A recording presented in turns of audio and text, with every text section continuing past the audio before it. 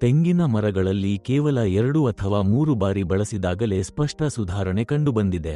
ಉದುರುವುದು ಕಡಿಮೆಯಾಯಿತು ಮತ್ತು ಕಾಯಿ ಬಿಡುವ ಸಾಮರ್ಥ್ಯ ಗಮನಾರ್ಹವಾಗಿ ಹೆಚ್ಚಾಯಿತು.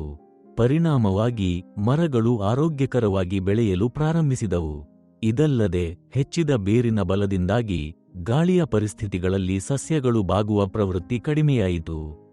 ನಿಂಬೆ ಮತ್ತು ಪೇರಲದಂತಹ ಹಣ್ಣು ಬಿಡುವ ಮರಗಳಲ್ಲಿ ಹಣ್ಣಿನ ಗಾತ್ರ ಸುಧಾರಿಸಿತು.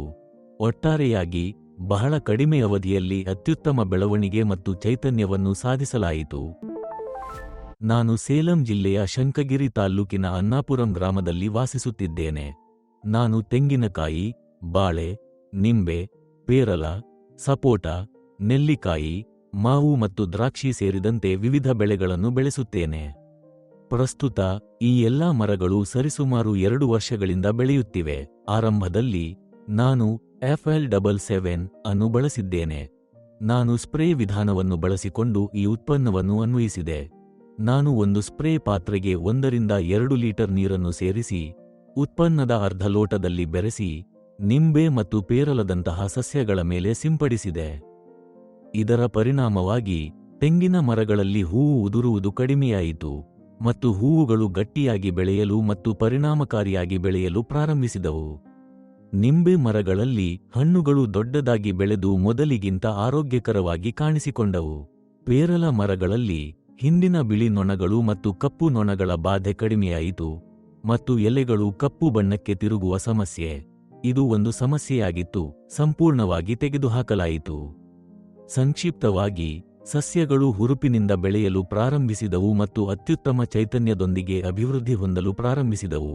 ಮುಂದೆ ನಾನು ಕೊಕೊಮ್ಯಾಕ್ಸ್ ಅನ್ನು ಬಳಸಿದೆ. ನಾನು ಈ ಉತ್ಪನ್ನವನ್ನು ಬೇರು ಪೋಷಕಾಂಶ ಪೂರಕವಾಗಿ ಬಳಸಿದೆ. ನಾನು ಪ್ರತಿ ತೆಂಗಿನ ಮರದ ಬುಡದ ಸುತ್ತಲೂ ಒಂದು ಸಣ್ಣ ಕಂದಕವನ್ನು ಅಗೆದು ಅದಕ್ಕೆ ನೀರನ್ನು ಸುರಿದೆ ಮತ್ತು ನಂತರ ಒಂದು ಬಕೆಟ್ನಲ್ಲಿ ನೀರಿನೊಂದಿಗೆ ಸುಮಾರು 100 ಮಿಲಿ ಉತ್ಪನ್ನವನ್ನು ಬೆರೆಸಿದ ನಂತರ ಮರದ ಬುಡದ ಸುತ್ತಲೂ ಮಿಶ್ರಣವನ್ನು ಸುರಿದೆ. ಈ ಉತ್ಪನ್ನವನ್ನು 2 ಅಥವಾ 3 ಬಾರಿ ತಿಂಗಳಿಗೊಮ್ಮೆ ಬಳಸಿದ ನಂತರ ತೆಂಗಿನ ಮರಗಳಲ್ಲಿ ಗಮನಾರ್ಹವಾದ ಸಕಾರಾತ್ಮಕ ಬದಲಾವಣೆ ಕಂಡುಬಂದಿದೆ.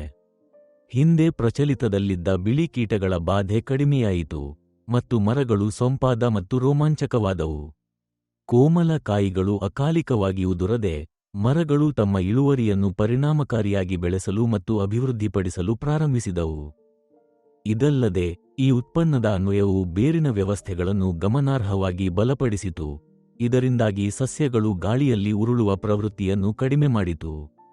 ಹಠಾತ್ ಕುಸಿತದ ಸಮಸ್ಯೆಯನ್ನು ಗಮನಾರ್ಹವಾಗಿ ಕಡಿಮೆ ಮಾಡಿದ ಬಾಳೆ ಗಿಡಗಳಲ್ಲಿ ಇದು ವಿಶೇಷವಾಗಿ ಸ್ಪಷ್ಟವಾಗಿತ್ತು.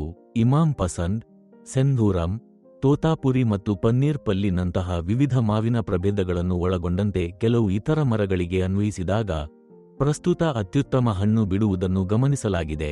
ಈಗ ಬೇಸಿಗೆ ಕಾಲವಾಗಿರುವುದರಿಂದ ನೀರಿನ ಕೊರತೆಯಿಂದಾಗಿ ನಾನು ಈ ಉತ್ಪನ್ನಗಳ ಬಳಕೆಯನ್ನು ತಾತ್ಕಾಲಿಕವಾಗಿ ಸ್ಥಗಿತಗೊಳಿಸಿದ್ದೇನೆ. ಆದಾಗ್ಯೂ ಇಲ್ಲಿಯವರೆಗೆ ಸಾಧಿಸಲಾದ ಫಲಿತಾಂಶಗಳು ಹೆಚ್ಚು ತೃಪ್ತಿಕರವಾಗಿವೆ. ತೆಂಗಿನ ಮರಗಳಲ್ಲಿ ಸಣ್ಣ ಕಾಯಿಗಳು ಅಕಾಲಿಕ ಉದುರುವಿಕೆಯನ್ನು ಸಂಪೂರ್ಣವಾಗಿ ನಿಯಂತ್ರಣಕ್ಕೆ ತರಲಾಯಿತು ಮತ್ತು ಹಿಂದೆ ಇದ್ದ ಬಿಳಿ ಮತ್ತು ಕಪ್ಪು ಕೀಟಗಳ ಬಾಧೆಯನ್ನು ಸಂಪೂರ್ಣವಾಗಿ ತೆಗೆದುಹಾಕಲಾಯಿತು. ಪರಿಣಾಮವಾಗಿ ಕಾಯಿ ಬಿಡುವ ಸಾಮರ್ಥ್ಯ ಹೆಚ್ಚಾಯಿತು ಮತ್ತು ಮರಗಳು ಸರಿಯಾದ, ಆರೋಗ್ಯಕರ ಬೆಳವಣಿಗೆಯನ್ನು ಸಾಧಿಸಿದವು. ನಿಂಬೆ ಹಣ್ಣುಗಳು ಮೊದಲಿಗಿಂತ ದೊಡ್ಡ ಗಾತ್ರಕ್ಕೆ ಬೆಳೆದವು ಮತ್ತು ಪೇರಲ ಎಲೆಗಳು ಕಪ್ಪಾಗುವ ಸಮಸ್ಯೆಯನ್ನು ಹಿಂದಿನ ಕಾಳಜಿ ಸಂಪೂರ್ಣವಾಗಿ ಪರಿಹರಿಸಲಾಯಿತು. ಇದಲ್ಲದೆ ಹೆಚ್ಚಿದ ಬೇರಿನ ಬಲವು ಸಸ್ಯಗಳು ದೃಢವಾಗಿ ನೆಲೆಗೊಂಡಿರುವುದನ್ನು ಖಚಿತಪಡಿಸಿತು, ಗಾಳಿಯಲ್ಲಿ ಉರುಳುವ ಸಾಧ್ಯತೆಯನ್ನು ಕಡಿಮೆ ಮಾಡಿತು.